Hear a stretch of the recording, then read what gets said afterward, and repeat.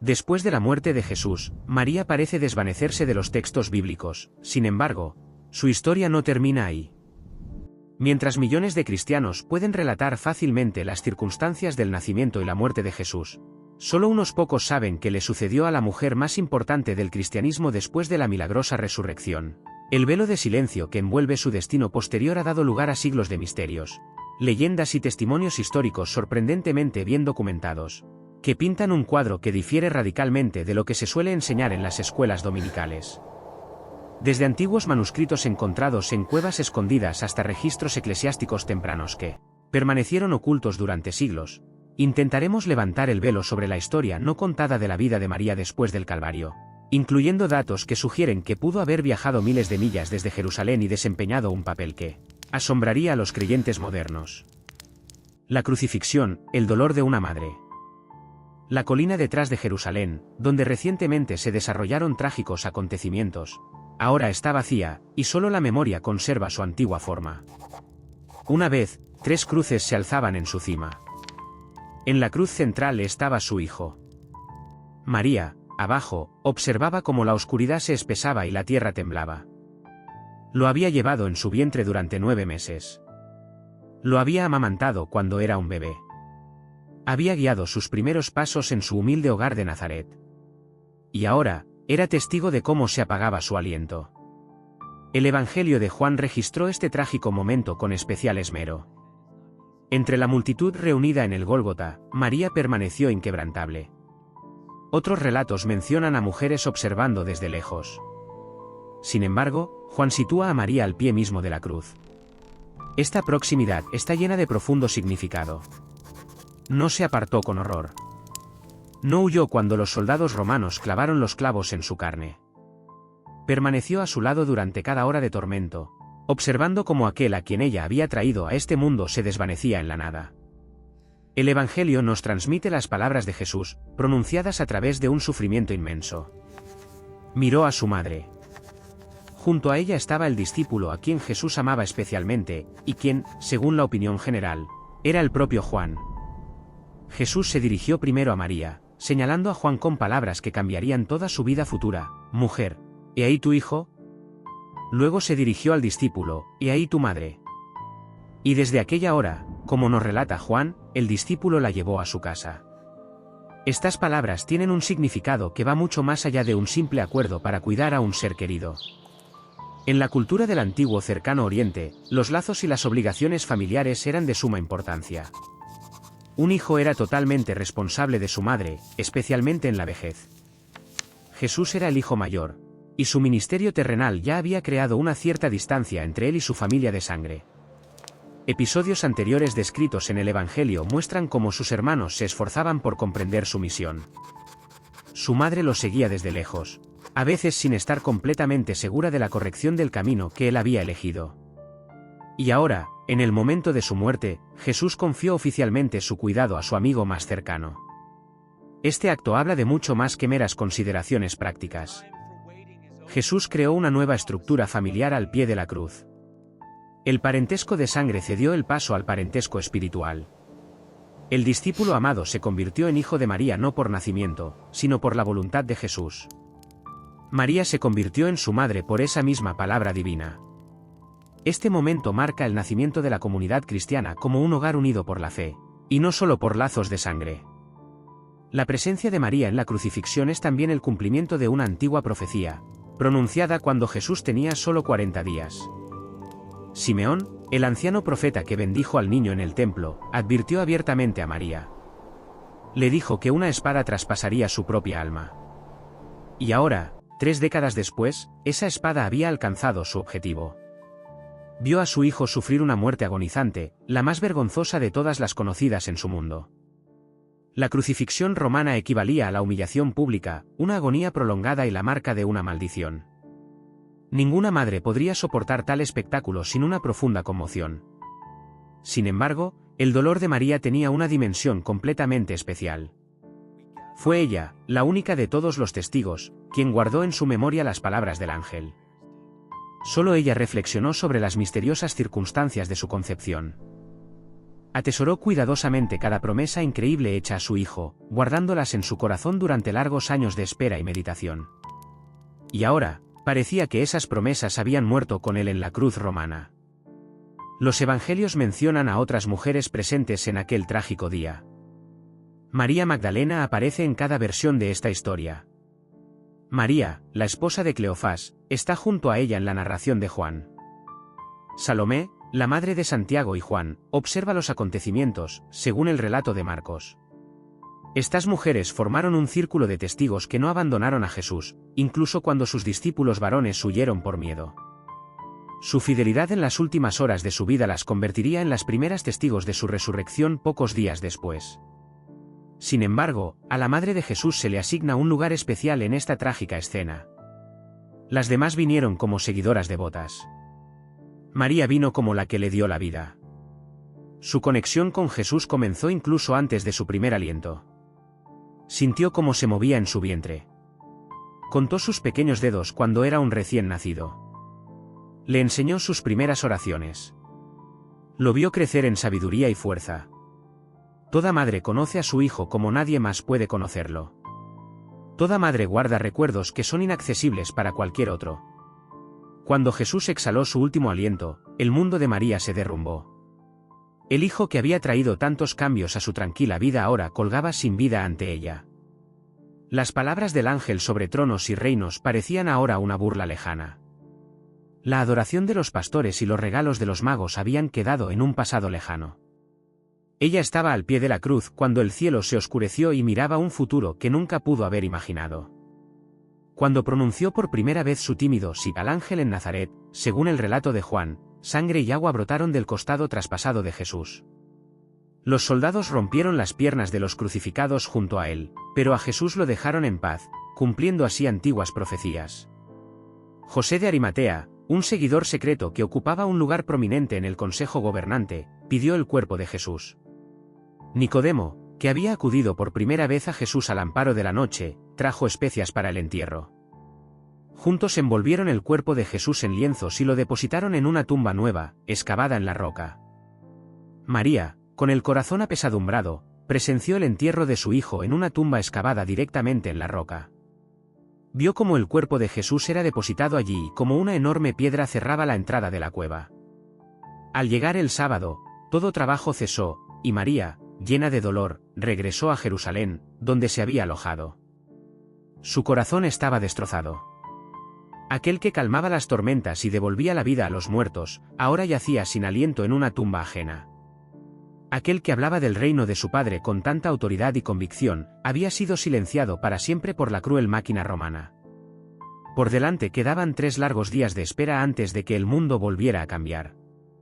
Por ahora, María se sumergió en la oscuridad que inevitablemente sigue a una pérdida irreparable. Compartió su dolor con otras mujeres, atesorando recuerdos que nadie más podía compartir. Quizás se preguntó si la espada de la que había hablado el profeta Simeón dejaría alguna vez de traspasar su corazón. La cruz había cerrado un capítulo de su vida, pero uno nuevo estaba a punto de comenzar de forma totalmente inesperada. En casa del discípulo amado, la nueva vida de María. Una casa en Jerusalén abrió sus puertas a María. Ella cruzó el umbral de una morada que pertenecía a otro, pero que Jesús había declarado su nuevo hogar. Juan, el discípulo amado de Jesús, la acogió, siguiendo la última voluntad de su maestro. Desde aquella hora, como narra el Evangelio, María pasó a vivir en su casa. Esto marcó el comienzo de profundos cambios en su vida terrenal. Poco se sabe de la situación familiar de Juan en aquel tiempo. Su padre, Zebedeo, era un pescador bastante acomodado, tanto que podía permitirse contratar sirvientes. La madre de Juan, Salomé, siguió a Jesús y apoyó su ministerio. Algunas tradiciones antiguas afirman que Juan conocía al sumo sacerdote, lo que podría explicar su presencia en el patio durante el juicio de Jesús. Independientemente de sus circunstancias, Juan asumió ahora la responsabilidad de la madre de Jesús, como si fuera su propia madre. María entró en una comunidad sumida en la conmoción. Los discípulos se habían dispersado por miedo cuando los soldados arrestaron a Jesús. Pedro lo negó 3 veces antes de que cantara el gallo. Tomás dudó incluso después de que otros afirmaran haber visto al Señor resucitado. El grupo que había seguido a Jesús con tanta confianza por Galilea ahora se escondía a puertas cerradas, temiendo que las autoridades romanas vinieran también por ellos. A esta reunión, presa del miedo, llegó María, cargando el peso de su reciente dolor y las preguntas sobre el futuro. La resurrección lo cambió todo.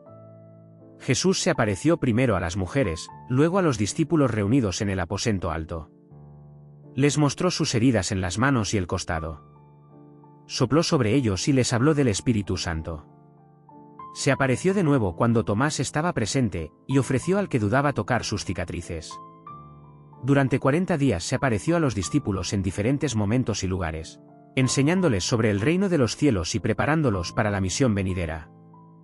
María fue testigo de esta increíble transformación.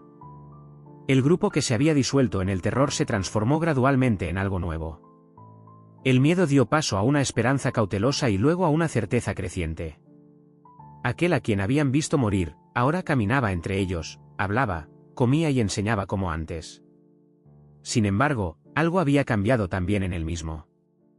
Aparecía y desaparecía misteriosamente. Atravesaba puertas cerradas. Su cuerpo llevaba las huellas de la muerte, pero irradiaba la fuerza de la vida. Antiguas tradiciones, aunque no registradas en la Sagrada Escritura, sugieren que María estuvo presente en el aposento alto el día de Pentecostés. En el primer capítulo del libro de los Hechos, versículo 14, se menciona específicamente a los discípulos reunidos en oración junto con las mujeres, María, la madre de Jesús, y sus hermanos. Esto la sitúa definitivamente en el corazón mismo de la primera comunidad de Jerusalén, mientras esperaban la venida del Espíritu Santo prometida por Jesús. Cuando llegó ese día, todo volvió a cambiar. Un sonido, como el de un viento impetuoso, llenó la casa. Lenguas de fuego aparecieron y se posaron sobre cada uno de los presentes. Comenzaron a hablar en lenguas que nunca habían aprendido, proclamando las maravillas de Dios a la multitud asombrada que se había reunido afuera. Pedro, quien apenas unas semanas antes había negado a Jesús, ahora se puso de pie y proclamó la resurrección con una confianza intrépida. Ese día, 3000 almas se unieron a la comunidad. María se convirtió en parte de algo sin precedentes. El pequeño grupo de discípulos se transformó en un poderoso movimiento. Los nuevos creyentes se dedicaron a la enseñanza de los apóstoles, a la comunión, al partimiento del pan y a la oración. Compartían sus bienes para que nadie entre ellos tuviera necesidad. Se reunían diariamente en las casas, partiendo el pan con corazones alegres y generosos. La comunidad, formada en aquellas primeras semanas, sentó las bases que moldearían la Iglesia durante muchos siglos. Vivir en la casa de Juan significaba que María participaba activamente en esta vida comunitaria. La Iglesia de Jerusalén se reunía en casas, ya que no tenían edificios específicos para el culto. Los creyentes se reunían para comidas que combinaban la comunión ordinaria con el recuerdo sagrado de la última cena de Jesús. Oraban juntos, utilizando formas heredadas de su herencia judía y desarrollando nuevas, centradas en las enseñanzas de Jesús. Cuidaban de las viudas y los huérfanos. Se enfrentaron a la oposición de las autoridades religiosas, que consideraban este movimiento peligroso y subversivo. El papel de María en esta comunidad permanece en gran medida sin revelar en los textos bíblicos. El libro de los Hechos menciona su presencia, pero no proporciona detalles sobre sus actividades o estatus. Los primeros padres de la Iglesia reflexionaron más tarde sobre su influencia en los creyentes. Algunas tradiciones sugieren que los apóstoles acudían a ella en busca de consejos sobre asuntos relacionados con las enseñanzas de Jesús. Otras la representan como una presencia silenciosa, que pasaba sus días en oración y contemplación, en lugar de en el ministerio público. La falta de detalles concretos invita a reflexionar sobre lo que significaba la vida para una mujer mayor en aquella cultura. María probablemente tenía entre 40 y 50 años cuando Jesús murió. La esperanza de vida en el primer siglo era más corta que en la actualidad, aunque quienes sobrevivían a la infancia solían vivir hasta los 60 años o más. Es posible que pasara 10 o más años en la comunidad de Jerusalén antes de que su camino terrenal concluyera. En esos años, la persecución de los cristianos se intensificó. Pronto llegó un tiempo de creciente persecución contra los cristianos. Esteban, un predicador ferviente, se convirtió en la primera víctima de la furia desatada, sufriendo el martirio por lapidación. Él, al morir, proclamó su visión de Jesucristo, de pie a la diestra de Dios. Saulo de Tarso, el hombre que custodiaba las ropas de los verdugos de Esteban, desató una campaña brutal de persecución contra los creyentes. Irrumpió en casas, arrastró a hombres y mujeres a las cárceles, sin perdonar a nadie. Muchos cristianos, huyendo de la masacre inminente, escaparon de Jerusalén, dispersándose por las tierras de Judea, Samaria y más allá. Este desplazamiento forzado, paradójicamente, contribuyó a la expansión de la enseñanza cristiana, ya que los creyentes que huían llevaron su fe a nuevas tierras, compartiéndola con otras personas. La cuestión de si María permaneció en Jerusalén durante este periodo de agitación o abandonó la ciudad se refleja más en las tradiciones posteriores que en los textos bíblicos. Después de la mención en el libro de los Hechos de los Apóstoles, la Sagrada Escritura guarda silencio sobre su destino. Simplemente desaparece de la narración, sin dejar ningún registro de su muerte, partida o despedida. Este silencio sirvió como terreno fértil para el crecimiento de diversas tradiciones, permitiendo a las comunidades cristianas afirmar su presencia en sus regiones, y a las leyendas llenar los vacíos históricos resultantes. Todo lo que podemos saber con certeza se basa en la sencilla declaración pronunciada por Jesús desde la cruz. Él confió su cuidado a Juan, y Juan la acogió en su casa. Ella se unió a la comunidad de creyentes, orando con ellos en espera del Espíritu Santo. María fue testigo de la rápida propagación de la enseñanza iniciada por su hijo. Vivió tiempos de aliento y persecución, milagros y martirios, esperanzas y dificultades que experimentaron los primeros cristianos. La casa a la que entró María no era simplemente un techo sobre su cabeza. En aquellos tiempos, los hogares eran la base de la vida social y religiosa. Al llevarla a su casa, Juan la introdujo en toda su esfera de relaciones y responsabilidades. Ella se convirtió en parte de su familia, se entrelazó en el tejido de su vida diaria. María compartía las comidas con sus parientes, conocía a sus amigos, participaba en los servicios religiosos familiares y en las preocupaciones cotidianas. Esta nueva familia, creada por las palabras de Jesús en la cruz, fue la encarnación del reino de los cielos que él predicó. Los lazos de sangre perdieron su antiguo significado, dando paso a las conexiones espirituales. Las jerarquías tradicionales desaparecieron, cediendo el lugar al servicio mutuo. Los que tenían necesidad encontraban sustento, y los que tenían abundancia compartían generosamente con los demás.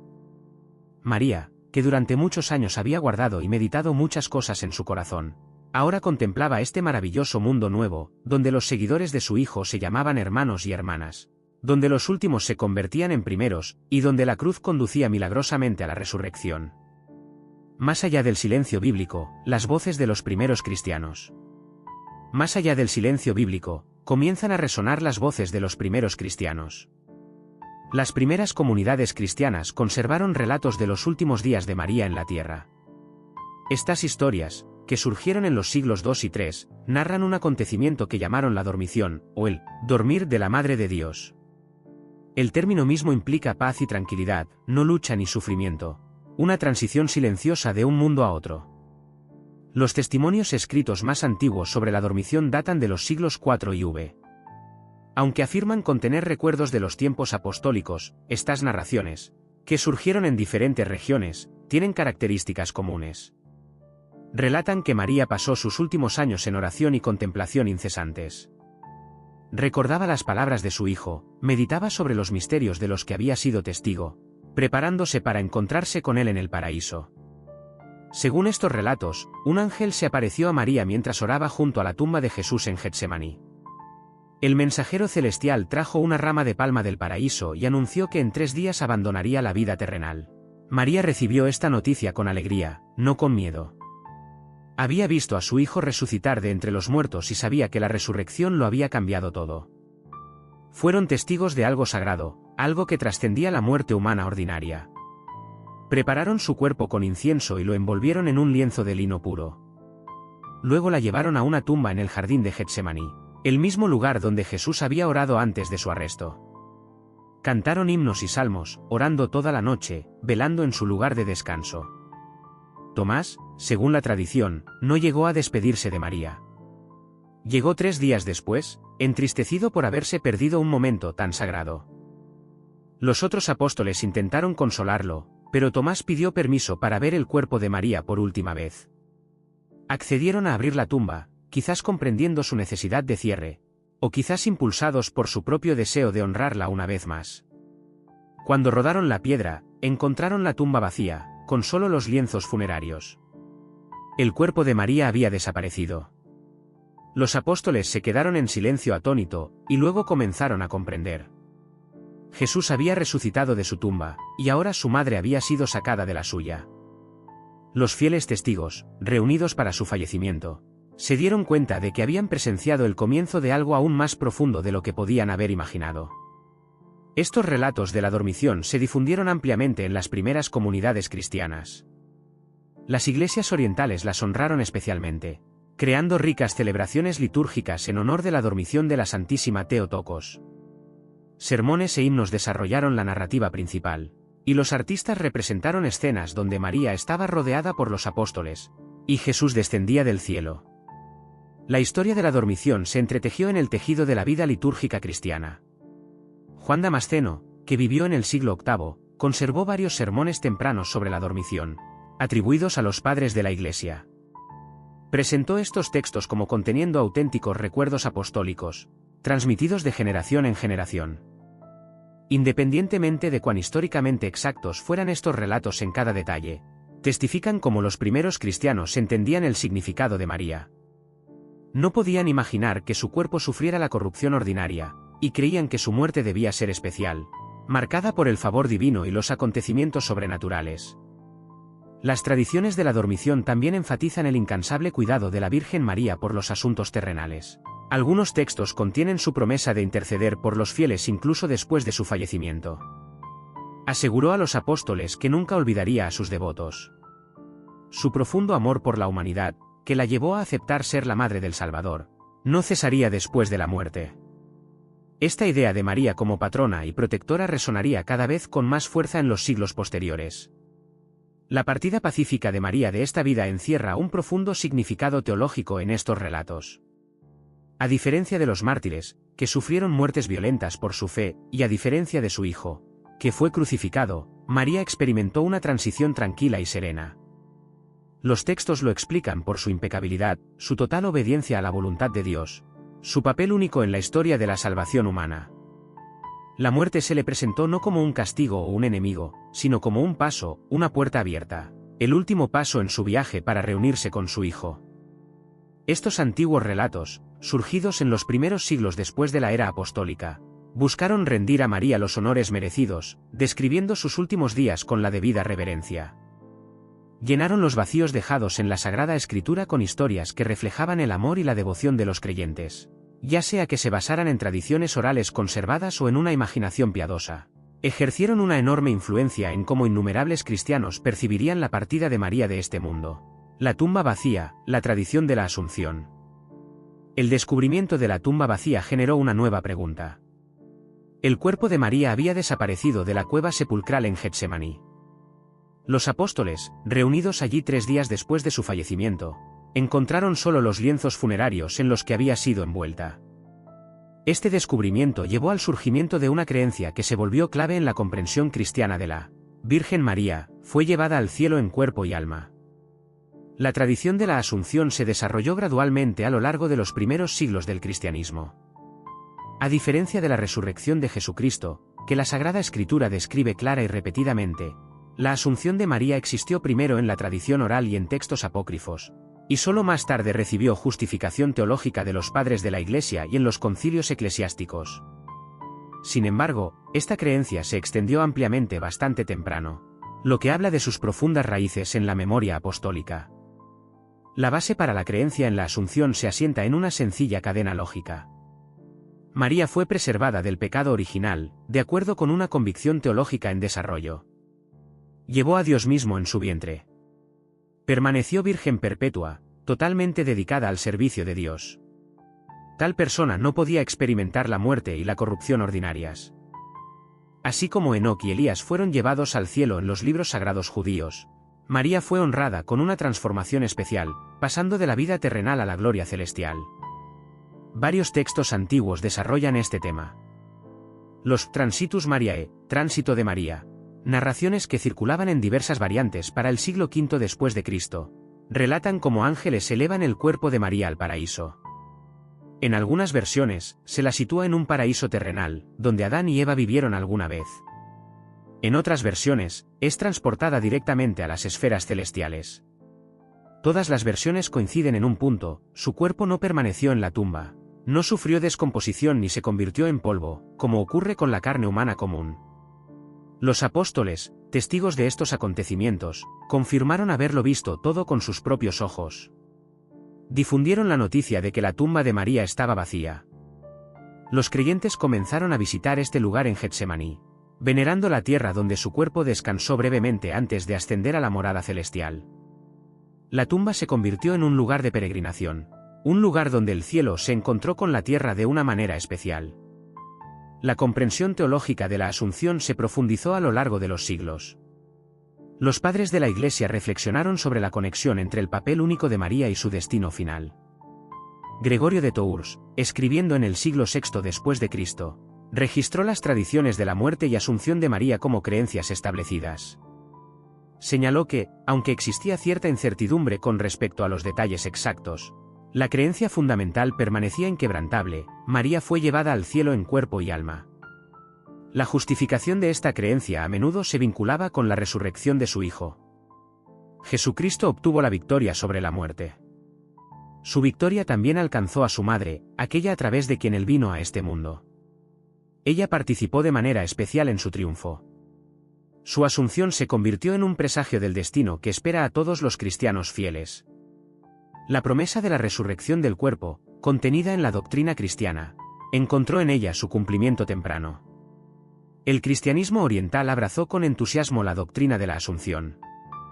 La fiesta de la dormición de la Santísima Theotokos, celebrada el 15 de agosto, se convirtió en una de las fechas más importantes del calendario eclesiástico. En los himnos se glorificaba a María como aquella que escapó de la corrupción de la muerte. En los iconos se la representaba coronada en el cielo. Iglesias dedicadas a su Asunción se erigieron por todo el mundo bizantino. La Iglesia occidental, al principio, mostró más cautela. Los padres latinos reconocieron la tradición, pero no se apresuraron a hacer declaraciones dogmáticas donde la Sagrada Escritura guardaba silencio. Sin embargo, la piedad popular avanzó por delante de la teología oficial. Los fieles se dirigían a María en sus oraciones, asumiendo su presencia en el cielo en una forma transfigurada. Celebraban su Asunción en festividades locales. Construyeron templos que honraban su paso de la vida terrenal a la morada celestial. Para el periodo medieval, la creencia en la Asunción se había convertido prácticamente en una convicción cristiana universal. Los teólogos debatían los detalles, pero coincidían en lo esencial. Tomás de Aquino, el eminente pensador escolástico, defendió la doctrina de la Asunción sobre bases teológicas. Era coherente con la dignidad de María. Era coherente con su impecabilidad. Hacía eco de la resurrección de su Hijo. Aunque carecía de confirmación bíblica directa, se alineaba perfectamente con todo lo demás que se sabía sobre su papel especial. La Reforma protestante cuestionó muchas tradiciones marianas, pero la doctrina de la Asunción persistió en las iglesias católica y ortodoxa. La Iglesia Católica la afirmó definitivamente como un dogma infalible en 1950. Cuando el Papa Pío XII proclamó la Asunción de la Santísima Virgen María como una verdad divinamente revelada. La formulación cuidadosamente redactada reconocía que María, habiendo completado su vida terrenal, fue llevada al cielo en cuerpo y alma. Esta formulación dejaba abierta la cuestión de si experimentó la muerte antes de la Asunción o fue llevada directamente, centrándose en el resultado final. Las iglesias ortodoxas, aunque no definieron dogmáticamente este concepto en el sentido occidental, consideran la Asunción de la Theotokos una piedra angular de su teología de la dormición. En sus textos litúrgicos se canta el paso de María por las puertas de la muerte y su ascenso corporal a las moradas celestiales.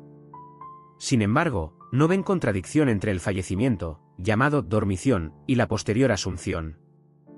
Ambas verdades coexisten armoniosamente en su rica tradición espiritual. Los hallazgos arqueológicos relacionados con la tumba de María en Jerusalén confirman la profunda antigüedad de estas tradiciones. Una iglesia erigida en el presunto lugar de Getsemaní data de la temprana época bizantina. Peregrinos acudían a este lugar santo ya en el siglo IV después de Cristo. Dentro de la iglesia se encuentra una cámara funeraria, venerada como la tumba de la Santísima Virgen. Y aunque ahora está vacía, este lugar físico mismo solidificó la tradición, dando forma visible a la afirmación teológica. La paradoja de la tumba vacía resuena con la resurrección de Jesucristo. Su tumba también resultó vacía, lo que se convirtió en una prueba irrefutable de la victoria sobre la muerte. Del mismo modo, la tumba de María fue encontrada vacía, lo que simboliza su participación en esta gran victoria. Ambas vaciedades dan testimonio de la intervención divina en la historia de la humanidad.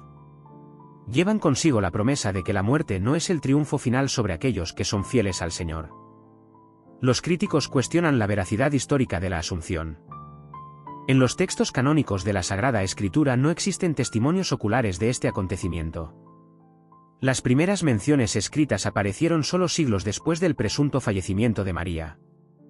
Los descubrimientos arqueológicos solo demuestran que los primeros cristianos reverenciaban una tumba asociada al nombre de María, pero no que su cuerpo desapareciera milagrosamente de ella. Sin embargo, estas objeciones no han podido socavar la fuerza de la tradición en los corazones de los creyentes. Los defensores de esta doctrina argumentan que la ausencia de confirmación bíblica no equivale a la prueba de la ausencia del evento mismo. Los apóstoles no registraron absolutamente todo lo que sabían o experimentaron. Las tradiciones orales conservaron recuerdos auténticos que fueron escritos por generaciones posteriores. La amplia y temprana difusión de la creencia en la Asunción apunta sus raíces en un testimonio apostólico genuino. La significación teológica de esta doctrina confirma su verdad, incluso en ausencia de pruebas históricas directas. En última instancia, la Asunción se basa en la fe, no en hechos históricos verificables. Los creyentes la aceptan como una verdad divina revelada a través de la tradición. Los escépticos, por otro lado, la ven como una leyenda piadosa creada para exaltar a María más allá de lo que la evidencia disponible permite. Entre estos dos extremos, la tradición ha moldeado la cosmovisión cristiana durante muchos siglos, otorgando la esperanza de que la muerte no es el final, que los cuerpos tienen importancia en el plan de Dios, y que la Madre que dio al Salvador al mundo comparte su gloria eterna. Éfeso vs Jerusalén, la disputa por el lugar de la tumba de María. Dos ciudades se disputan el título del último lugar de descanso terrenal de María. Jerusalén señala la iglesia de la dormición en el monte Sión y la tumba en Getsemaní. Éfeso, por su parte, presenta la casa de la Virgen María en el monte Coressos. Cada uno de estos lugares tiene sus tradiciones, sus pruebas y sus convencidos defensores. La cuestión de dónde pasó María sus últimos años y dónde falleció sigue siendo objeto de controversia durante muchos siglos. La tradición de Jerusalén está respaldada por los testimonios más antiguos. Esta ciudad fue el centro de la comunidad apostólica en aquellas trascendentales primeras décadas del cristianismo. En los Hechos de los Apóstoles se menciona explícitamente la estancia de María en Jerusalén junto con los discípulos después de la ascensión de Jesucristo. Ella oró con ellos en el aposento alto. Fue testigo del descenso del Espíritu Santo el día de Pentecostés.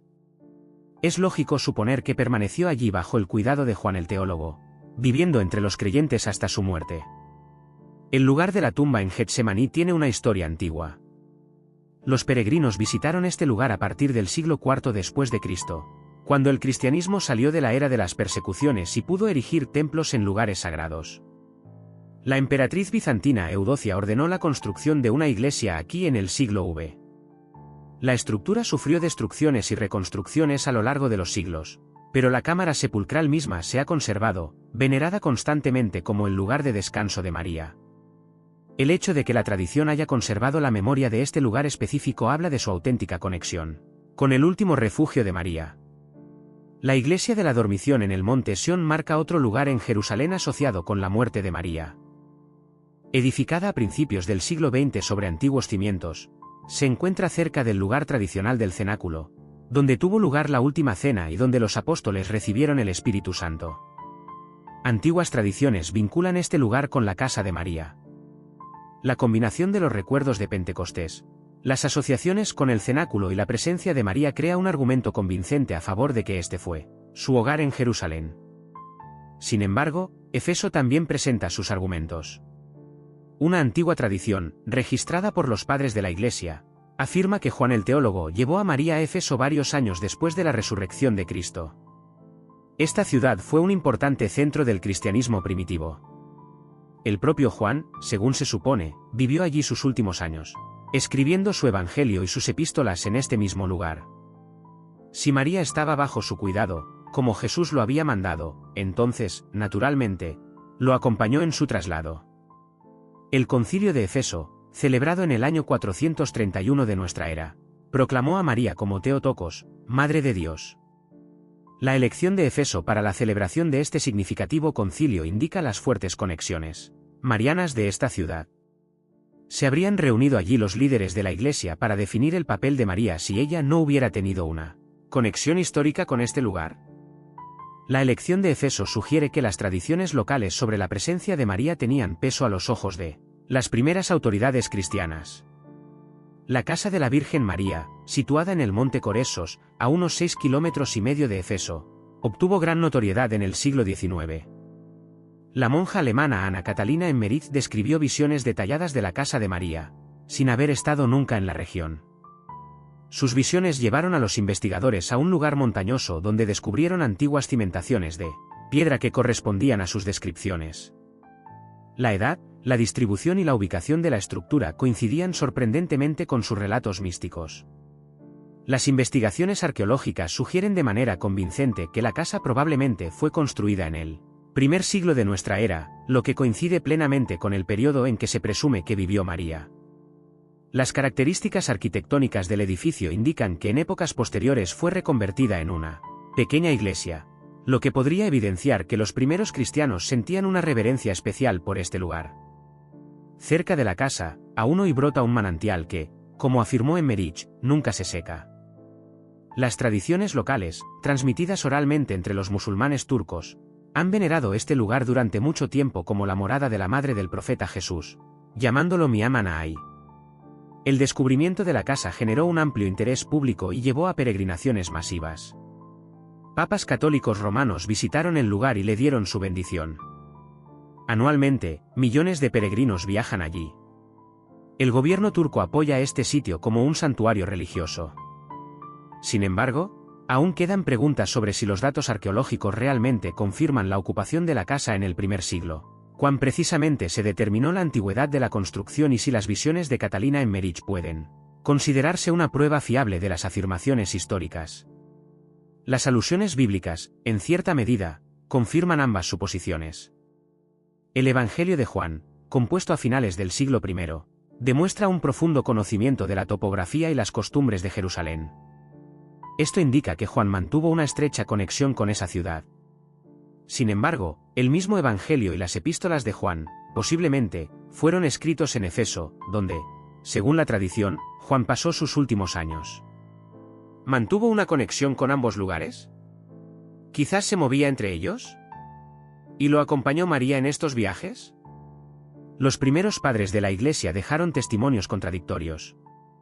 Algunos escritos sugieren que María permaneció en Jerusalén hasta su asunción. Otras fuentes indican su estancia en Efeso bajo la protección de Juan.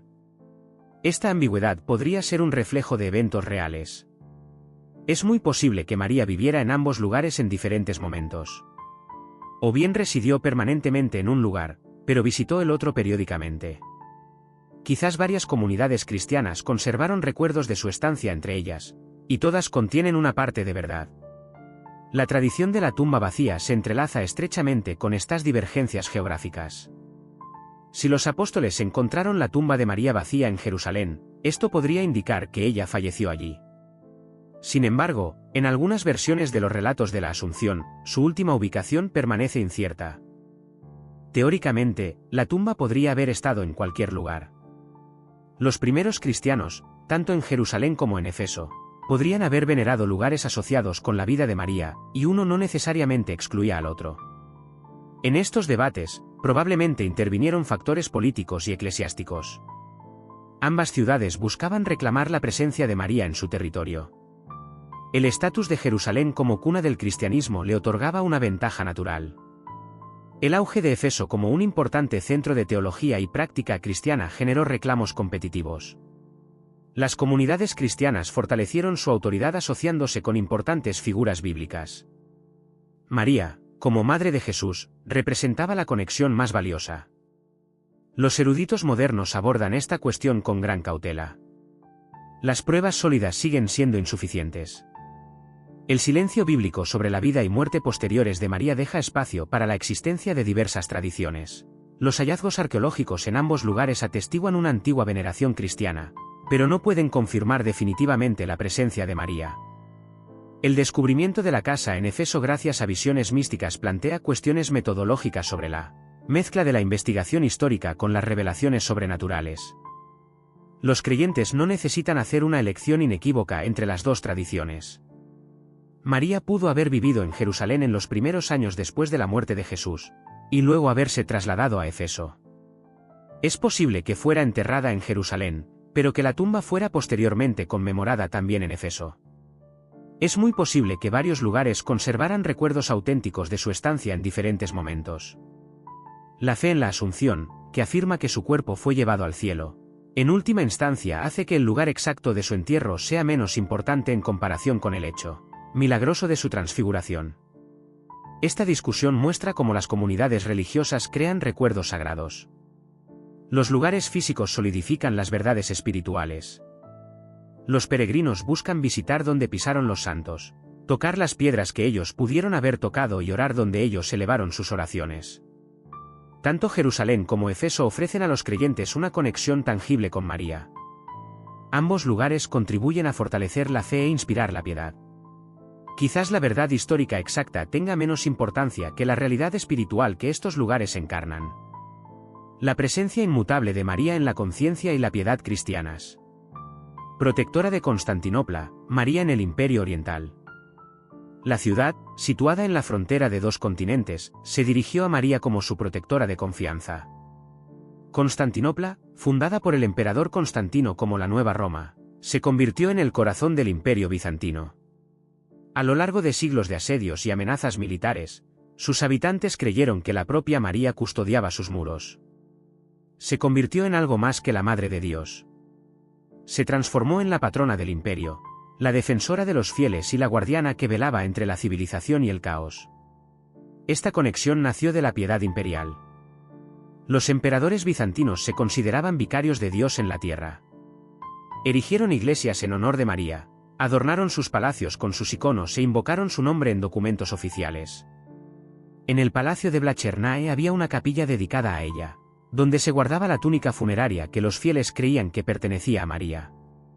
Esta sagrada vestidura, traída de Jerusalén en el siglo V, se convirtió en una de las reliquias cristianas más valiosas.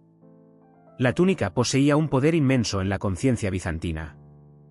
Cuando los enemigos se acercaban a la ciudad, las procesiones llevaban esta reliquia a lo largo de las murallas. Los sacerdotes la sostenían en alto, y la gente elevaba oraciones de salvación. Las crónicas conservan numerosos testimonios de cómo este ritual coincidió con una liberación milagrosa de las calamidades. Las tormentas dispersaron las flotas enemigas. Enfermedades inesperadas asolaron los ejércitos oponentes. Alianzas imprevistas cambiaron el equilibrio de poder. La propia supervivencia de Constantinopla, al parecer, demostraba la protección activa de María. La Santísima Virgen María actuó como una protectora confiable de Constantinopla, manifestando su cuidado de diversas maneras. Uno de los episodios más vívidos se relaciona con el asedio de la ciudad por los ávaros y persas en el año 626 de nuestra era. Las tropas enemigas rodearon Constantinopla tanto por tierra como por mar, cortando los suministros de alimentos y atacando sin cesar. La situación se volvió crítica. Sin embargo, como atestiguan las fuentes históricas de la época, de repente estalló una poderosa tormenta que destruyó la flota enemiga anclada en el Cuerno de Oro. Los habitantes de la ciudad vieron en esta salvación milagrosa la intervención de la propia María, agradeciéndole su protección en un momento en que la esperanza parecía perdida. Los himnos, escritos después de este asedio, ensalzan a María como líder militar. El Acatistos, que hasta el día de hoy resuena en los templos ortodoxos, la alaba con palabras sublimes. Alégrate, defensora de los fieles, abogada incansable ante el Creador, que no rechazas las súplicas de los pecadores, sino que pronto acudes en ayuda de quienes con fe te invocan. Estas palabras reflejan la profunda creencia de que María participó activamente en la defensa del imperio. En Constantinopla, muchas iglesias llevaban el nombre de María, y en ellas se guardaban sus iconos. La iglesia de la Theotokos en Blachernae se convirtió en un lugar de peregrinación para los fieles. En la iglesia de Chalcopratella se conservaba una reliquia, el cinturón de María, traído de Jerusalén. En el monasterio de Jodegón se encontraba un icono que, según se creía, fue pintado por el evangelista Lucas, en el que María señalaba el camino a la salvación. Todos estos lugares atraían a los fieles que buscaban la bendición de la Santísima Virgen. Los servicios vespertinos en Blachernae se distinguían por un ritual especial. Según testimonios presenciales, el velo que cubría el icono del manto de María se levantaba por sí mismo, sin intervención humana visible. Este milagro atraía a numerosos peregrinos que veían en él una prueba de la presencia constante y el favor de la Theotokos.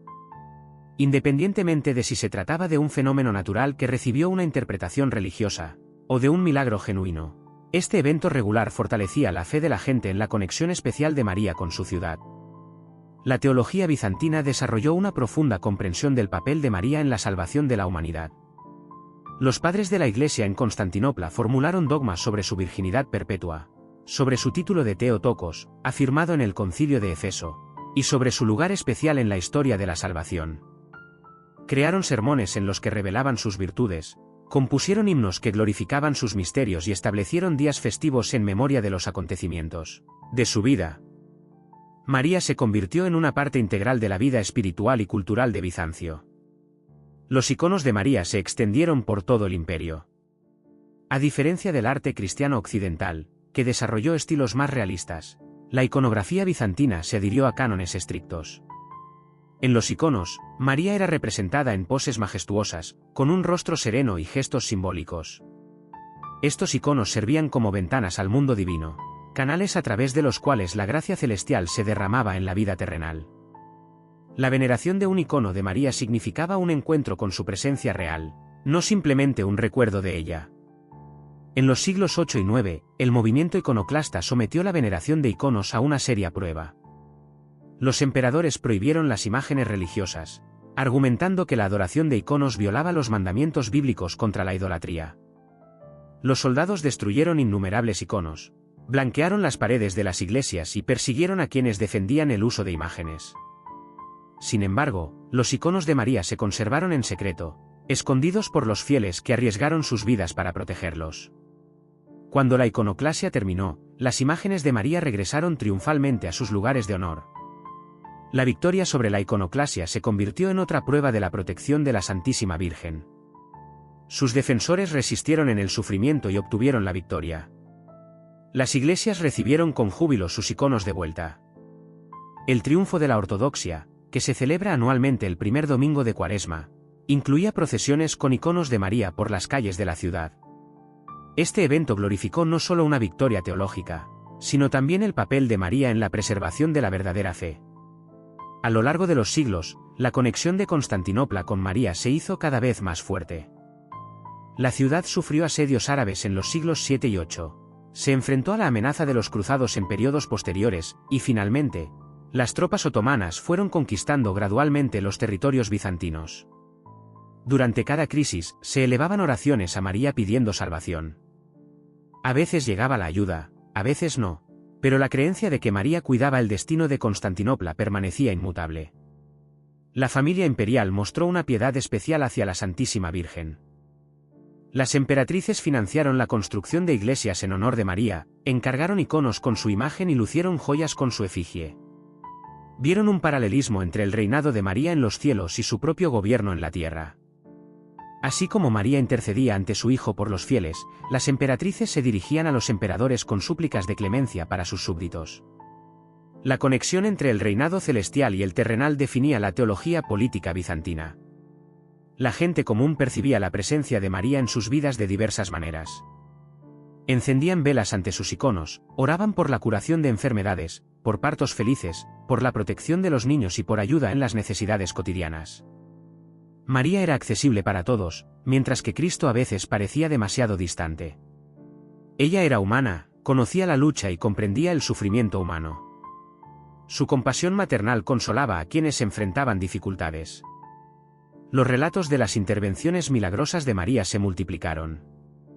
Un comerciante que se salvó de un naufragio atribuyó su salvación a su protección. Una madre cuyo hijo se recuperó de una grave enfermedad testificó sobre el poder curativo de María. Los soldados que regresaron sanos y salvos de la guerra creyeron que seguían vivos gracias a las oraciones elevadas en sus templos. Independientemente de si estas historias eran un reflejo de milagros reales o una interpretación subjetiva de los acontecimientos, fortalecieron la fe de la gente en que María participaba activamente en sus vidas. En Constantinopla también se libraron disputas teológicas sobre el papel de María en la salvación de la humanidad. La controversia nestoriana, resuelta en el Concilio de Efeso, afirmó a María como Theotokos. Discusiones posteriores se centraron en lo que esto significaba para la comprensión de la naturaleza de Jesús. Si María es realmente la Theotokos, entonces Jesús debió ser completamente divino desde su propia concepción. Su papel se convirtió en clave para resolver las preguntas sobre cómo la naturaleza divina y humana se unieron en Cristo. La unidad en Cristo se convirtió en una piedra angular de la espiritualidad bizantina. La liturgia bizantina honraba a la Virgen María durante todo el ciclo anual de días festivos. La fiesta de la Anunciación marcaba la aparición del ángel y el consentimiento de María a la gran misión. La Navidad celebraba el nacimiento de Jesús de la Virgen María. La presentación en el templo recordaba cómo María y José llevaron al niño Jesús al templo. La dormición de la Santísima Theotokos conmemoraba su fallecimiento o, como decían, su dormición. Cada una de estas fiestas iba acompañada de himnos especiales, lecturas de la Sagrada Escritura y oraciones que enfatizaban el papel excepcional de María en la historia de la salvación. En todo el territorio bizantino surgieron monasterios dedicados a la Virgen María. Monjes y monjas, bajo su patrocinio, buscaban imitar sus virtudes, como la pureza, la obediencia y la piedad. Las comunidades monásticas se dedicaban a transcribir manuscritos de himnos y sermones marianos, conservando las reflexiones teológicas sobre su significado.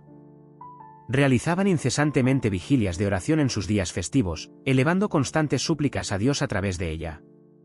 El aspecto arquitectónico de las ciudades también reflejaba la piedad mariana.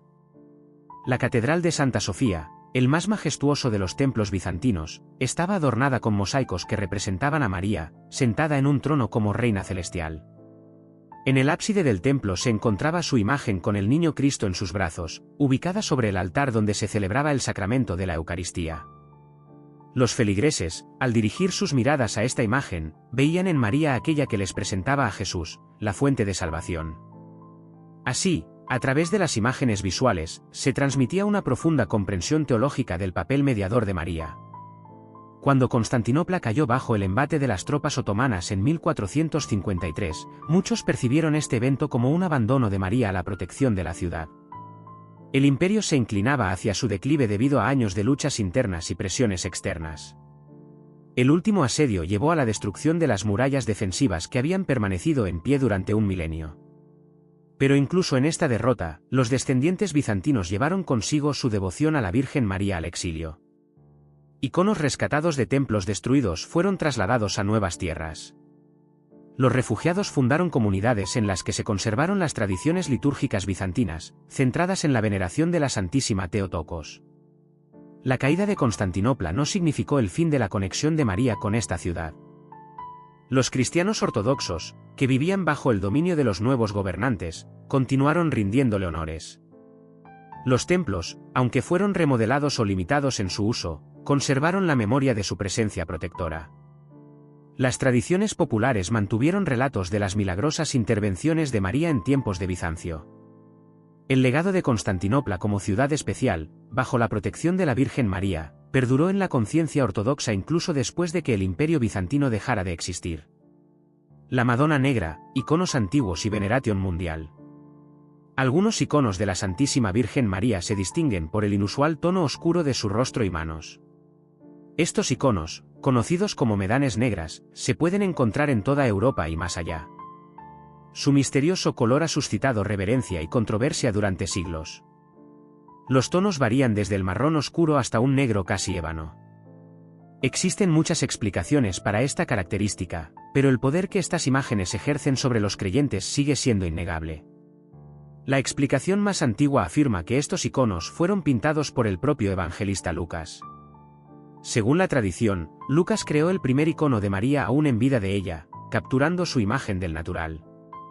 Se supone que pintó varios de estos iconos, que luego fueron distribuidos entre las primeras comunidades cristianas. Se cree que el oscurecimiento se debió al efecto del humo, ya que generaciones de fieles encendieron velas ante estas imágenes sagradas durante muchos siglos. La Virgen de Czestochowa en Polonia, conservada en el monasterio de Jasna Góra, es quizás la más famosa de las Medanes negras. Cada año, este icono atrae a millones de peregrinos. La leyenda cuenta que fue pintada por Lucas en una mesa de la casa de la Sagrada Familia en Nazaret. El icono muestra daños evidentes, arañazos en el rostro de María que, según se dice, fueron infligidos por los husitas durante sus incursiones en el siglo XV. Según la creencia popular, las heridas no se curaron, a pesar de los intentos de los restauradores por repararlas, y permanecieron como un testimonio eterno de este ataque. Nuestra Señora de Montserrat en España es otro ejemplo destacado. Monjes benedictinos custodian esta estatua en un monasterio situado en lo alto de las montañas de Cataluña. Peregrinos viajan allí desde la Edad Media para venerar a la Moreneta, que significa la pequeña oscura. La edad y el origen de la estatua siguen siendo desconocidos, aunque las tradiciones la sitúan en un periodo anterior a lo que confirman los datos históricos. Su negrura pudo haber surgido de la acumulación de hollín y humo, o pudo haber sido tallada originalmente en madera oscura. La Madonna Negra de Chartres en Francia representa otra tradición. En Francia existen numerosos lugares donde se encuentran santuarios de Medanes negras, y cada uno de ellos está asociado a sus propias leyendas locales que explican su origen. Algunas historias afirman que estas imágenes aparecieron en los primeros tiempos del cristianismo y fueron traídas por misioneros o refugiados. Otras atribuyen el oscurecimiento a un significado simbólico, que representa la humildad de María o su conexión con la tierra. La diversidad de explicaciones habla de la existencia de multitud de tradiciones independientes, y no de un único hecho histórico. El análisis científico de estos iconos revela diversas causas de su oscurecimiento. Algunos de ellos presentan realmente daños por el humo, acumulados durante siglos de exposición a velas e incienso. Otros fueron pintados originalmente utilizando pigmentos oscuros. Aunque la razón por la que los artistas elegían una coloración tan inusual sigue siendo objeto de debate, algunas estatuas de madera, talladas en determinadas especies de árboles, poseen un color oscuro natural. Los cambios químicos en la pintura, que ocurren con el tiempo, también explican algunos casos de oscurecimiento. No obstante, los creyentes a menudo no están de acuerdo con las explicaciones puramente científicas. Independientemente de la causa física, la negrura encierra un significado espiritual. En los textos medievales, las Medanes negras a veces se interpretaban a través de la lente del Cantar de los Cantares: soy morena, pero hermosa. La oscuridad de María se convirtió en un símbolo de su sabiduría, sus sufrimientos o su conexión con un misterio divino que trasciende las categorías humanas. Las Medanes negras, enigmas e interpretaciones. El fenómeno de las Medanes negras, misteriosas imágenes de la Virgen María con piel oscura, ha intrigado a historiadores del arte y teólogos durante siglos. Estos iconos y estatuas, encontrados en diversos rincones de Europa y más allá, plantean muchas preguntas sobre su origen, significado y las razones de su perdurable popularidad. A pesar de la ausencia de una explicación única, existen varias teorías que buscan arrojar luz sobre este fenómeno singular. Algunos investigadores sugieren que los orígenes de las Medanes negras se remontan a creencias paganas. En la Europa precristiana existían cultos de deidades femeninas oscuras, relacionadas con la tierra y la fertilidad. Con la difusión del cristianismo, la población local pudo haber transferido su fe a la Virgen María, creando imágenes que recordaban los antiguos símbolos sagrados. La Iglesia, mostrando practicidad y buscando adaptarse a las tradiciones locales, no impidió estas transformaciones, sino que, por el contrario, las bendijo. Otras teorías apuntan a la influencia bizantina. En la iconografía cristiana oriental a veces se encontraban imágenes de la Virgen María con un tono de piel más oscuro que en la tradición occidental. En Egipto y Etiopía, donde vivía una población de piel oscura, los iconos, naturalmente, representaban a María con rasgos africanos. Al llegar a Europa a través de rutas comerciales o gracias a los cruzados, estas imágenes familiarizaron a los europeos con el concepto de una María de piel oscura. A las Medanes negras a menudo se les atribuyen poderes milagrosos. Por ejemplo, se dice que el icono de Czestochowa lloró lágrimas, curó a los enfermos y protegió a Polonia de las invasiones enemigas. La estatua de Nuestra Señora de Montserrat, según la tradición, concedía deseos y ayudaba a las mujeres durante el parto. Las médanes negras francesas adquirieron la reputación de ayudar en situaciones específicas, lo que las convirtió en lugares de peregrinación para quienes buscaban una ayuda especial. Se creía que la propia oscuridad realzaba su poder sagrado. La veneración de las médanes negras a menudo floreció en la periferia cultural. Los habitantes de zonas rurales, los sectores pobres de la población y los grupos marginados mostraron un apego especial a estas imágenes oscuras. Algunos historiadores creen que esto se debe a una identificación entre quienes se encuentran al margen de la sociedad y la Virgen María, cuya imagen se diferenciaba de las representaciones convencionales. La Madonna Negra se convirtió en un símbolo de solidaridad con los desfavorecidos y oprimidos. Las representaciones de médanes negras también estimularon reflexiones teológicas. Si la Virgen María puede ser representada con piel oscura, ¿qué dice esto sobre la comprensión de su maternidad universal? Ella pertenece a todos los pueblos, a todas las razas, a todas las naciones. Su piel oscura refutaba las suposiciones de que el cristianismo es una religión exclusivamente europea, o que las figuras sagradas deben ajustarse a la apariencia de la mayoría. Las médanes negras proclamaban una visión más inclusiva del amor divino. Los estilos artísticos de las médanes negras muestran una gran diversidad. Algunos iconos están realizados en estilo bizantino, con las características poses estrictas y gestos simbólicos. Otros reflejan la influencia gótica, con rasgos más realistas. Las épocas del Renacimiento y el Barroco también aportaron sus interpretaciones. Cada época y región adaptó la imagen de la Madonna Negra a las tradiciones artísticas locales, conservando al mismo tiempo el elemento principal, el color oscuro de la piel. Las ubicaciones de los santuarios de las médanes negras a menudo tienen una importancia estratégica. Santuarios de montaña, como Montserrat, proporcionaban una elevación tanto física como espiritual. Catedrales y centros urbanos, como Chartres, situaban a las médanes negras en el corazón de la vida urbana. Capillas rurales en áreas remotas se convirtieron en lugares de peregrinación, a pesar de su lejanía. La ubicación geográfica influyó en la percepción de estas imágenes sagradas por parte de los fieles. El fenómeno de las médanes negras no se limita a Europa. También se encuentran en América Latina, donde las poblaciones indígenas conocieron el cristianismo a través de la colonización española. Las imágenes de la Virgen María de piel oscura resonaron con la población local, a diferencia de las representaciones europeas. Nuestra Señora de Guadalupe en México, aunque no se considera una Madonna Negra en sentido estricto, comparte la tradición de representar a María con rasgos indígenas y un tono de piel más oscuro.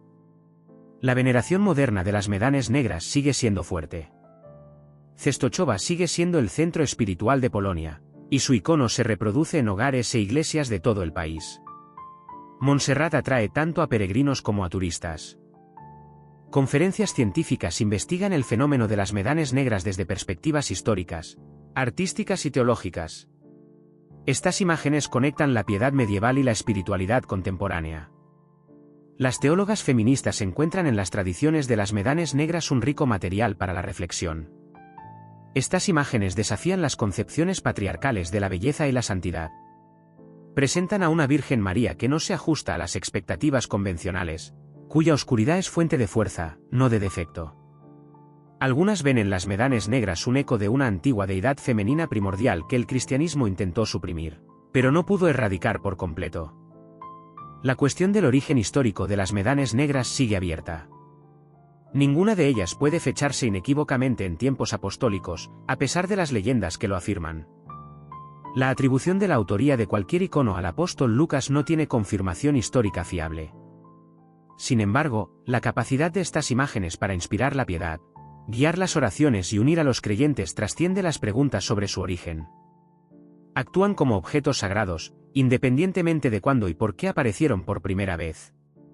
María Gnóstica, secretos de Nag Hammadi. En diciembre de 1945, campesinos egipcios que excavaban en busca de fertilizantes cerca de la ciudad de Nag Hammadi descubrieron una vasija de barro sellada.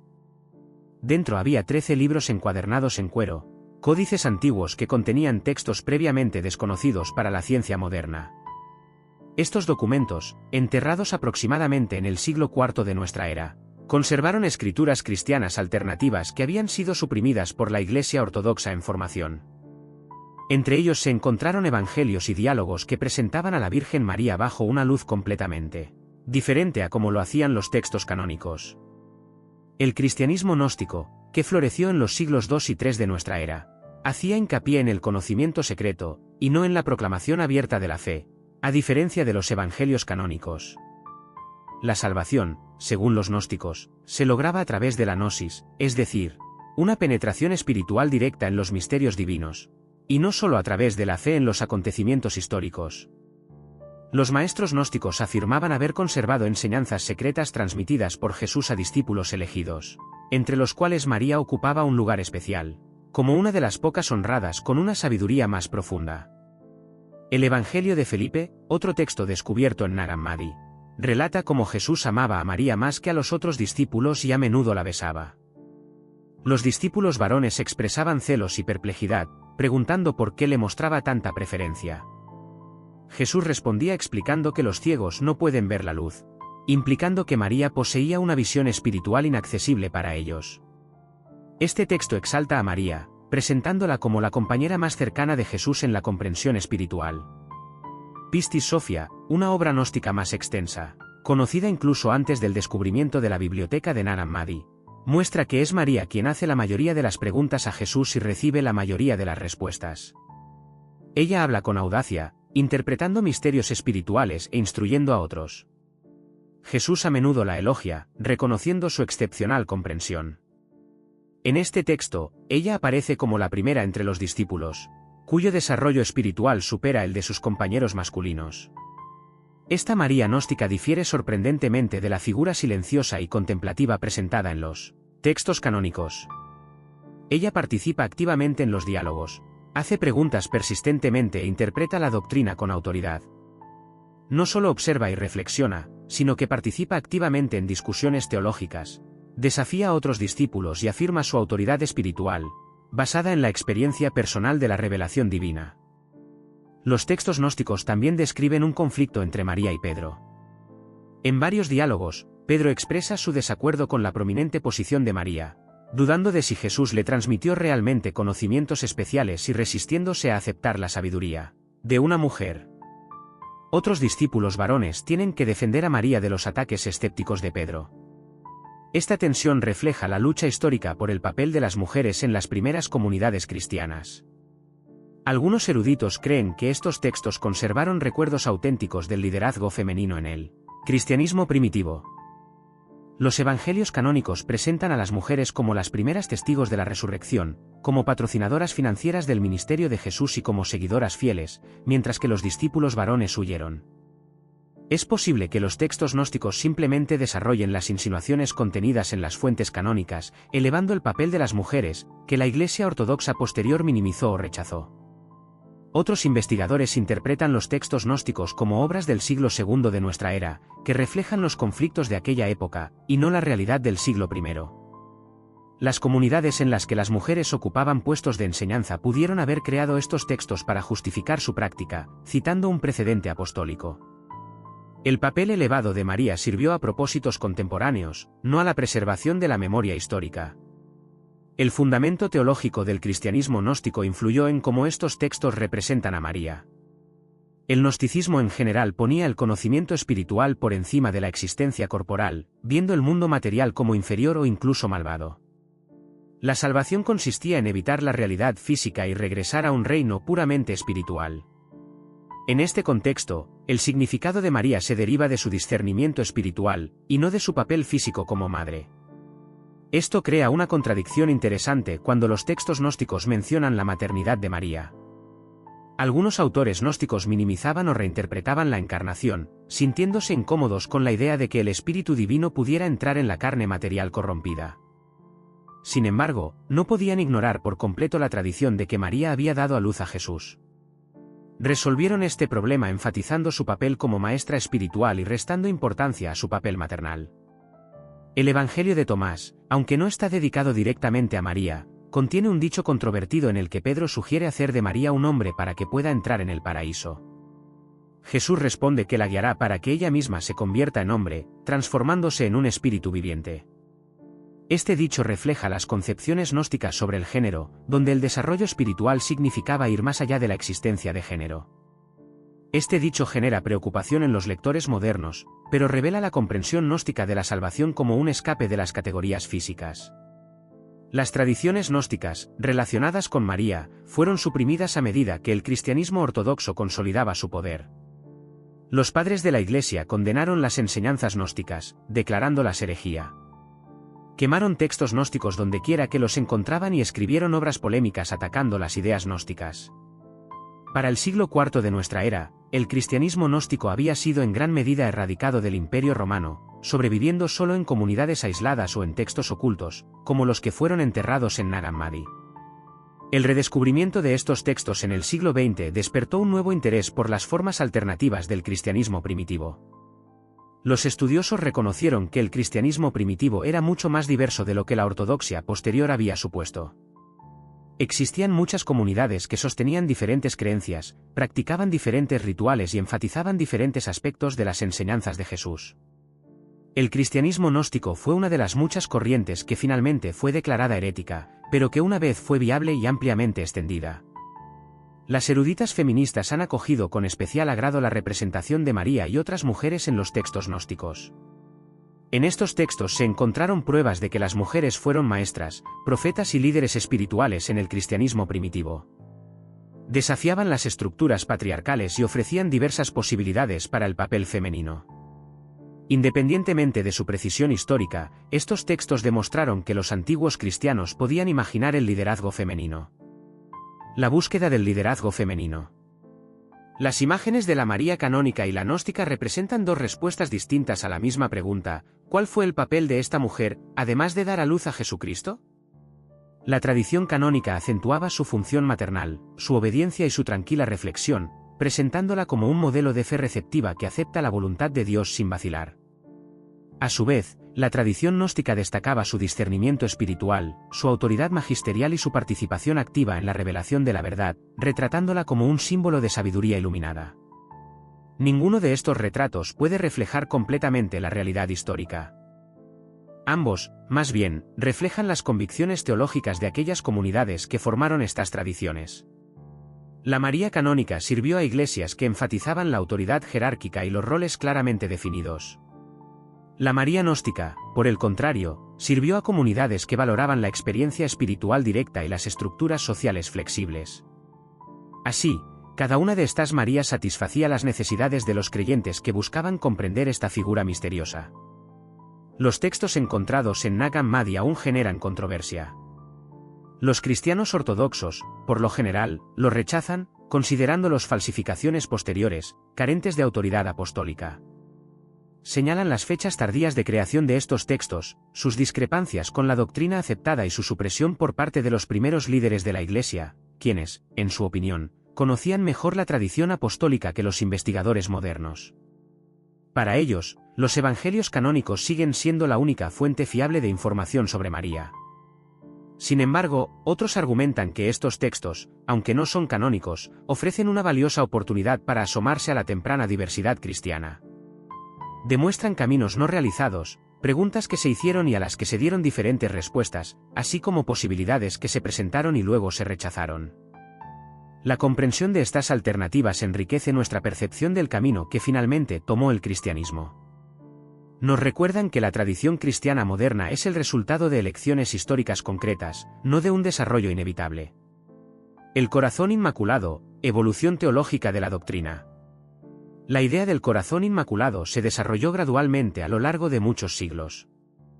La lógica, aparentemente, es sencilla: María, que dio a luz a un Cristo sin pecado, debía ella misma estar libre de pecado. Sin embargo, se necesitaron más de 1000 años para que esta idea se formalizara en una doctrina. El camino desde las primeras insinuaciones hasta la proclamación final muestra cómo la teología cristiana evolucionó a través del debate, la reflexión y el consenso gradual. Los primeros padres de la Iglesia se enfrentaron a la cuestión de la relación de María con el pecado. Se creía que todos los seres humanos descendían de Adán, heredando su naturaleza caída, y que la muerte y la corrupción eran el destino de todo ser humano. Sin embargo, María llevaba a Dios en su vientre. ¿Cómo podía la carne corrupta contener la perfección divina? Algunos padres sugirieron que María fue purificada antes de la concepción de Jesucristo, otros creyeron que permaneció sin pecado durante toda su vida. Sin embargo, el mecanismo exacto de esto seguía siendo incierto. En el siglo II surgió el concepto de María como la nueva Eva.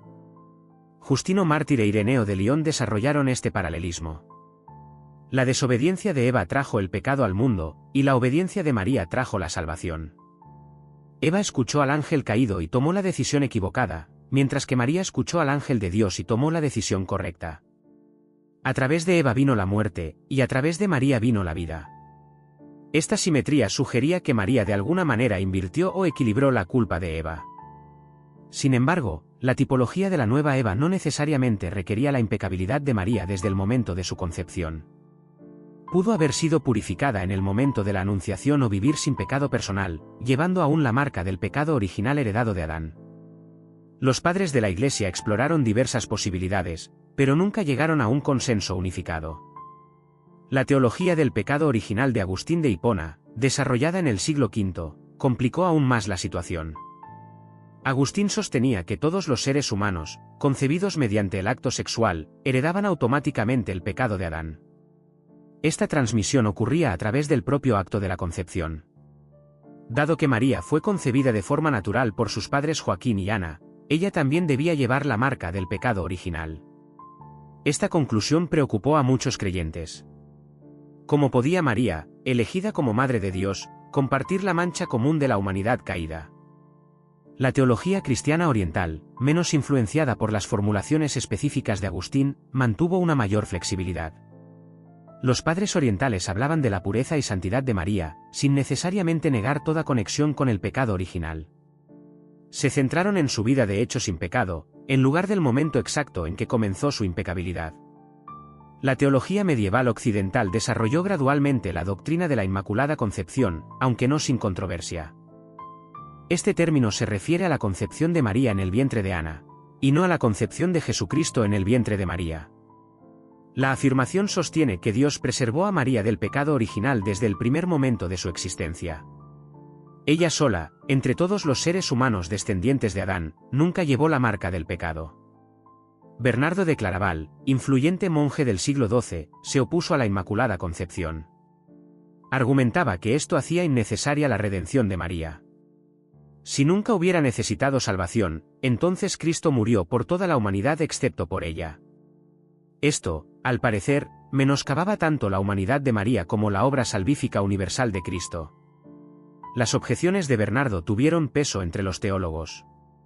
Tomás de Aquino, el gran erudito del siglo XIII, también rechazó la Inmaculada Concepción en su teología sistemática. Siguió la lógica de Agustín sobre la transmisión del pecado. También razonó que la distinción de María provenía del nacimiento de Cristo, lo que requería su existencia antes de este evento. En consecuencia, su concepción no podía ser el momento de su gracia especial. Aquino, venerado como la mente más grande de la teología católica, parecía haber zanjado la cuestión de esta doctrina. Sin embargo, la piedad popular se movía en dirección opuesta. Los creyentes deseaban que María fuera lo más pura posible. Celebraban fiestas en honor a su concepción, le oraban como a la toda santa y se oponían a cualquier sugerencia de que alguna vez hubiera sido tocada por él pecado de alguna forma. La brecha entre el razonamiento teológico y la piedad popular se ampliaba. La devoción de los cristianos a la Inmaculada Concepción de la Santísima Virgen María se fortaleció con el tiempo, y con ella creció también el afán de los teólogos por explicar esta doctrina desde el punto de vista de la fe. Juan Duns Scoto, teólogo franciscano que vivió en la misma época que Aquino, desarrolló un argumento que con el tiempo obtuvo amplia aceptación. Él sugirió que Cristo redimió a María de una manera especial.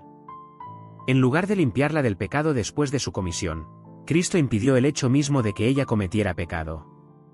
Su acto salvífico, por lo tanto, se dirigió al pasado para proteger a su madre de la mancha heredada por todos los demás seres humanos. Este razonamiento permitía preservar tanto la necesidad de redención de María como su completa impecabilidad. La solución propuesta por Scoto satisfizo las cuestiones teológicas, ya que María, como todos los demás seres humanos, fue salvada por Cristo. Al mismo tiempo, su salvación simplemente adoptó una forma diferente, correspondiente a su papel único en la historia de la salvación de la humanidad. Esta explicación ganó aceptación gradualmente, aunque las controversias sobre el tema continuaron durante muchos siglos. Las universidades mantuvieron acaloradas discusiones, y las órdenes religiosas se dividieron en opiniones. Los papas romanos, aunque a menudo apoyaban personalmente la idea de la Inmaculada Concepción, evitaron la definición dogmática de esta doctrina. La fiesta de la Inmaculada Concepción, celebrada el 8 de diciembre, se extendió por todo el mundo católico, a pesar de la persistente incertidumbre teológica. Se erigieron templos en toda Europa, consagrados en honor de la Inmaculada Concepción.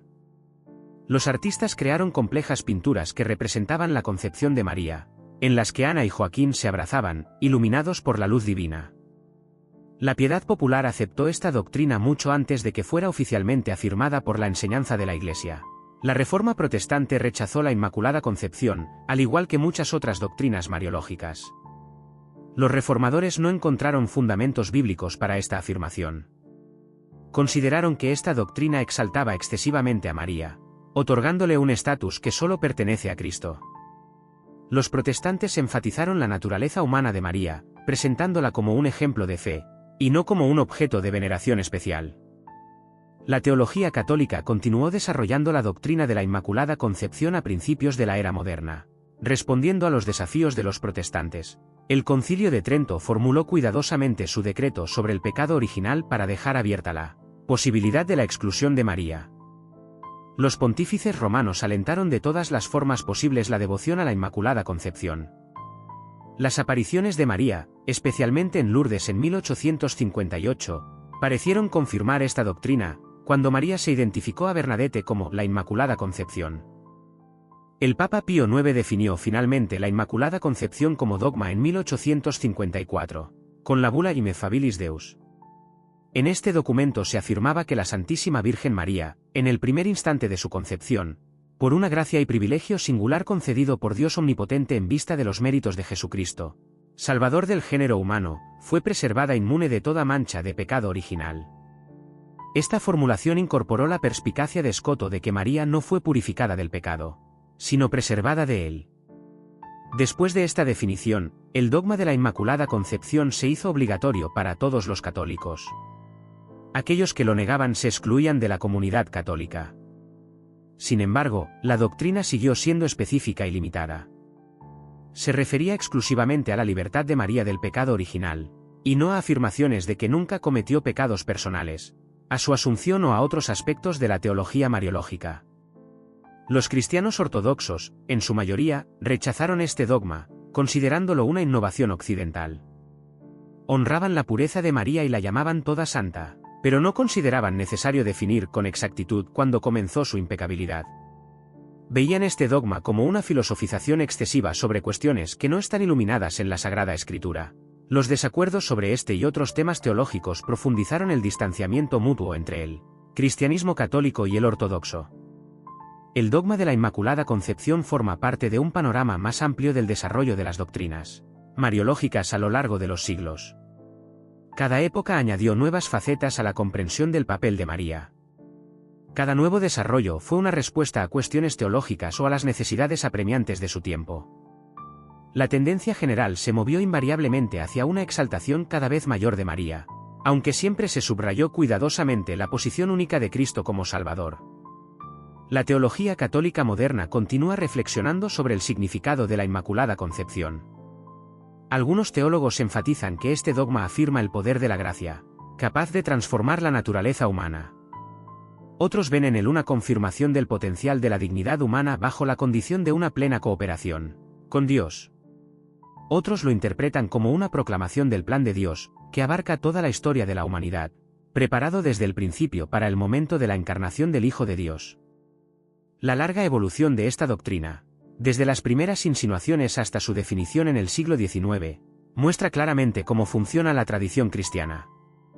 La Sagrada Escritura proporciona la base y los límites. Los padres de la Iglesia ofrecen las investigaciones teológicas iniciales. Los eruditos medievales desarrollan una comprensión sistemática. La piedad popular expresa una fe viva. Y, finalmente, el magisterio de la Iglesia confirma lo que ha sido aceptado por la comunidad de creyentes. Este proceso lleva siglos, en él participan innumerables voces y perspectivas, antes de que se alcance una resolución final. De Theotokos a icono global, el legado perdurable de María. La joven judía de Nazaret se convirtió en una personalidad que trasciende cualquier frontera. La transformación de María de un humilde personaje en los relatos evangélicos a una figura religiosa y cultural de importancia mundial revela la profunda necesidad humana de una presencia maternal sagrada. 2000 años después de su vida terrenal, miles de millones de personas en todos los continentes conocen su nombre y honran su memoria. A lo largo de los siglos, nuevos títulos teológicos se sumaron al nombre de María. El título de Theotokos, o Madre de Dios, consolidó su posición suprema en la doctrina cristiana. El título de Siempre Virgen confirmó su pureza eterna. El dogma de la Inmaculada Concepción la proclamó libre del pecado original. El título de Reina del Cielo la coronó de gloria. Cada nuevo título reflejó una piedad cada vez más profunda y una comprensión teológica del sencillo relato bíblico. Innumerables obras de arte han representado a María en las imágenes más diversas. Los mosaicos bizantinos la presentaban con solemne majestad, sosteniendo al niño Cristo con hierática severidad. Las pinturas medievales revelaban su humanidad a través de conmovedoras escenas de lactancia y cuidado maternal. Los maestros del Renacimiento crearon hermosas e idealizadas imágenes de la Madonna que, durante muchas generaciones, influyeron en la estética occidental. Los artistas contemporáneos continúan reinterpretando su imagen en un contexto moderno. La devoción mariana, nacida en el seno de la Iglesia Católica, avanza triunfalmente por el planeta, penetrando en los rincones más remotos del globo. La colonización europea actuó como catalizador, difundiendo la mariología católica en América del Norte y del Sur, África, Asia y Oceanía. Es notable que las poblaciones indígenas a menudo acogieran con especial fervor la imagen de María, encontrando en ella una resonancia con sus propias concepciones de entidades divinas maternales. María, como un camaleón, se adaptó a las particularidades culturales locales, adquiriendo rasgos y características únicas, pero conservando al mismo tiempo su identidad original. A lo largo de los siglos, las apariciones y visiones sirvieron de puente entre María y los creyentes. Guadalupe, Lourdes y Fátima se convirtieron en lugares sagrados donde, según se afirma, María se apareció, llevando mensajes a la humanidad. Anualmente, millones de peregrinos acuden allí en busca de iluminación espiritual. Las apariciones, por lo general, enfatizan la importancia de la oración, la penitencia, la paz y la piedad hacia la propia María. Independientemente de si son intervenciones milagrosas o fenómenos psicológicos, ejercen un poderoso impacto en la formación de la espiritualidad católica. Las devociones marianas dieron origen a formas distintivas de práctica religiosa. El rosario, una oración con cuentas, acompañada de reflexiones sobre los acontecimientos descritos en el Evangelio, se convirtió en una de las prácticas más extendidas en el catolicismo. Las letanías, en las que se invoca a María bajo decenas de títulos diferentes, expresan la riqueza de su significado para los creyentes. Las consagraciones afirman el patrocinio especial de María sobre individuos y naciones enteras. Mayo y octubre se convirtieron en meses especialmente dedicados a la veneración de María. Estas prácticas conformaron un ritmo y una forma de vida católica únicos en todo el mundo. La influencia de María se extiende mucho más allá de la esfera religiosa. Su imagen está impresa en la literatura, desde las obras de Dante hasta las de los novelistas contemporáneos. La música, desde los cantos gregorianos medievales hasta las composiciones modernas, canta su grandeza. Innumerables estructuras arquitectónicas están dedicadas a su nombre. Las tradiciones populares de diversas culturas incluyen costumbres y festividades relacionadas con sus días de veneración. Su contribución a la formación de la cultura humana es tan significativa como la de cualquier otra figura histórica. La interconexión entre la imagen de María y el feminismo genera complejas discusiones. Algunas feministas ven en ella la encarnación de un poderoso principio divino femenino dentro de una teología, tradicionalmente dominada por hombres. Buscan restaurar su fuerza, su libre albedrío, manifestado en su consentimiento al ángel, su fortaleza tras la muerte de su hijo y su papel activo en la Iglesia cristiana primitiva. Otras, sin embargo, critican su imagen como una construcción patriarcal, diseñada para controlar a las mujeres mediante la imposición de ideales poco realistas de maternidad virginal. La teología de la liberación, surgida en América Latina, ve en María a una defensora de los oprimidos. Su Magnificat proclama la predilección de Dios por los pobres, dispersando a los soberbios y enalteciendo a los humildes. María se presenta como una revolucionaria, solidaria con quienes sufren injusticia. Las comunidades de base interpretan su historia a través del prisma de su propia lucha por la dignidad y la libertad. El aspecto ecuménico de la Mariología sigue siendo complejo y ambiguo. Católicos y cristianos ortodoxos conservan celosamente ricas tradiciones marianas, que prácticamente no presentan diferencias sustanciales. El cristianismo protestante, por su parte, mantiene puntos de vista más sobrios, honrando a María como bendita entre las mujeres, pero evitando los complejos ritos y dogmas característicos de tradiciones más antiguas. Estas divergencias crean obstáculos en el camino hacia la unidad cristiana. La presencia de María en el Islam añade otra capa de complejidad a esta cuestión. El Corán menciona su nombre más a menudo que el Nuevo Testamento de la Biblia. Ella aparece como Maryam, un símbolo de pureza y piedad, la madre del profeta Jesús. Los musulmanes la veneran, pero no la adoran como lo hacen los cristianos. Esta reverencia compartida puede convertirse en un puente entre las dos religiones, pero no se deben olvidar las diferencias teológicas existentes. La enseñanza papal moderna enfatiza el papel maternal de María hacia toda la humanidad. Ella se presenta como madre de la Iglesia, madre de los creyentes, una madre cuyo cuidado se extiende a todas las personas sin excepción. Esta maternidad universal la hace accesible y cercana a cada individuo. La imagen maternal tiene una profunda resonancia psicológica, comprensible en cualquier cultura. La espiritualidad mariana ofrece un consuelo especial en los momentos de sufrimiento. María, que estuvo al pie de la cruz, comprende el dolor de la pérdida. María, que perdió a un hijo, sabe lo que es el dolor. María, que se enfrentó a la incertidumbre, mantuvo la fe en la oscuridad. Los creyentes que experimentan sufrimiento a menudo encuentran consuelo al reconocer la comunidad de sus experiencias con sus sufrimientos. Ella se convierte en una compañera en el dolor, no en una figura lejana e inalcanzable. Las escasas menciones en la Sagrada Escritura sirvieron de impulso para el desarrollo de esta rica tradición. Si los evangelios hubieran contenido información detallada sobre la vida posterior de María, habría habido menos espacio para la imaginación piadosa. Los vacíos en la narración brindaron la oportunidad para la creatividad. Las comunidades crearon historias, desarrollaron rituales, erigieron templos, compusieron himnos y pintaron iconos, buscando honrar a aquella que dio a luz a Dios.